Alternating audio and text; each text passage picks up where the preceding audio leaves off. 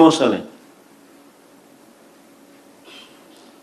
పైగా రాజకీయంగా బీసీలను రాజకీయంగా ఎవరైనా ఎదుగుతా ఉన్నారు అని అంటే వారిని ఓర్చుకోలేక వారి మీద అక్రమ కేసులు పెట్టి జైల్లో పెట్టే కార్యక్రమం చేస్తూ ఉన్నాడు ఈరోజు.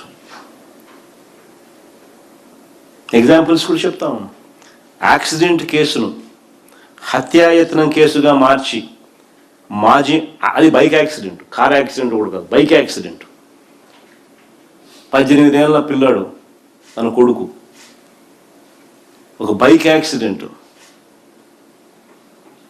హత్యాయత్నము కేసు కింద దాన్ని మార్చి కుట్ర కోణం దానికి యాడ్ చేసి మాజీ మంత్రి మత్స్యకార సామాజిక వర్గానికి చెందిన సిదిరి అప్పలరాజును జైల్లో పెట్టించినాడు. ఒక మహిళా ఎస్ఐని అడ్డు పెట్టుకొని జరగని దాన్ని జరిగినట్టుగా చూపించి ఆ అప్పలరాజును చూడడానికి నేను వెళ్ళినప్పుడు వచ్చిన లక్షలాది మంది ప్రజల్లో అంతమంది సమక్షంలో మా బీసీ అభ్యర్థి ఆముదాల వలస కోఆర్డినేటర్ చింతాడ రవి ఆమెను చంపడానికి ప్రయత్నం చేసినాడంట అనే దాని మీద కేసు. ఆ కేసు మీద ఆయన జైల్లో పెట్టినారు. ఏమన్నా అసలు ఆలోచన చేయమని అడుగుతా ఉన్నా.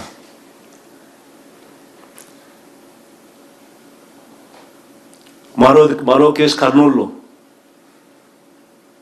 టీడీపీ కార్యకర్తలే దాడులు చేస్తే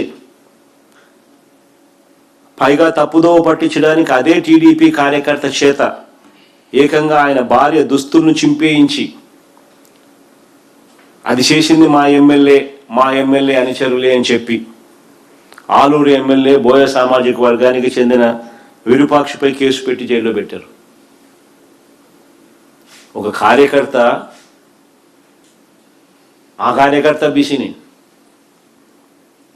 ఫోన్ చేసి ఫోన్లో వీడియో పంపించి ఎమ్మెల్యేకి నన్ను అటాక్ చేస్తూ ఉన్నారు, నా ఇంటి మీద పడతా ఉన్నారు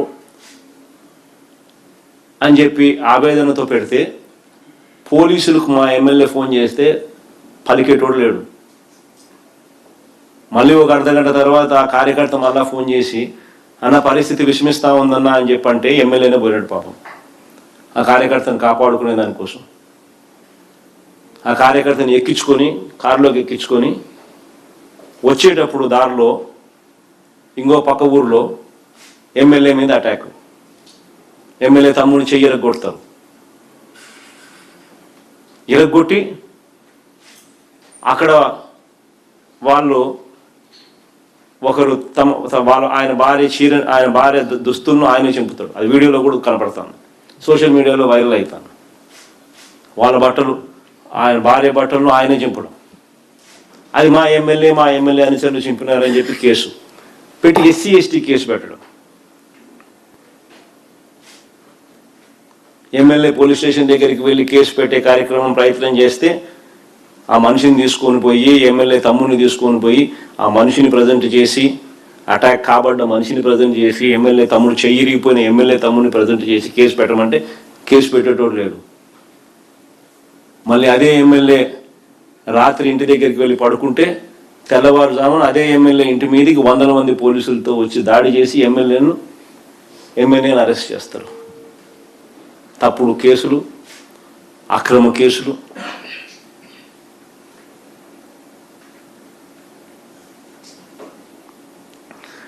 యాదవ్ సామాజిక వర్గానికి చెందిన మాజీ మంత్రి కారుమూరు నాగేశ్వరరావు, ఆయన కొడుకు కారుమూరు సునీల్ అన్యాయంగా తప్పుడు కేసులు జైలుకు పంపించినారు. ఎంత దారుణమైన కేసు అంటే ఇది కూడా అలాంటిది. అసలు డిస్ట్రిక్ట్ లెవెల్లో జరిగే కాంట్రాక్ట్లు, జరిగే టెండర్లు ఇవి. దాని వాల్యూ ఎంత ఉంటుందో అంత ఉంటుంది. ఆ కేసులో ఈయన నిరికిచ్చి లిక్కర్ ట్రాన్స్పోర్ట్ అని చెప్పి దాని మీద ఒక బండేసి కంటెస్ట్ చేసిన ఏలూరు ఎంపీ టికెట్ కంటెస్ట్ చేసిన సునీల్ కుమార్ సునీల్ కుమార్ యాదవ్ మీద, కారుమూరి సునీల్ కుమార్ యాదవ్ మీద, వాళ్ళ ఆయన మీద అక్రమ కేసు, జైలు పెట్టడం. నేను చంద్రబాబు నాయుడుకు బీసీల మీద ప్రేమ ఉంటే ఇవన్నీ చేస్తాడా? విశాఖపట్నంలో 7 మత్స్యకారులు వేటకపోతే అందులో 6 చనిపోతే కనీసం వాళ్ళని చూడడానికి స్థానిక మంత్రి బోలా. ఈయన బీసీల మీద ప్రేమ గురించి మాట్లాడతాడు. విద్యా దీవెన, వసతి దీవెన, ఫీజు రీయింబర్స్మెంట్ బకాయిలు 9,000 కోట్లు. పిల్లలకు సర్టిఫికేట్ ఇవ్వడం, పిల్లలు చదువులు మానేస్తా ఉన్నారు. అత్యధికంగా నష్టపోయింది బీసీలే. పట్టించుకునే నాతులు లేడు.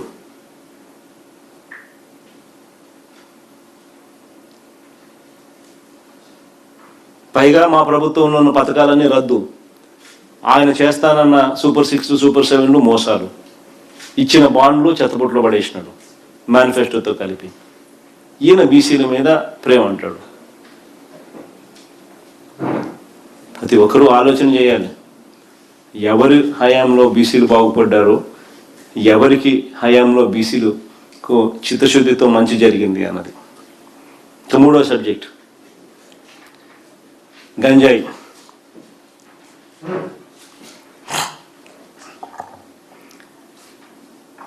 ఒకవైపేమో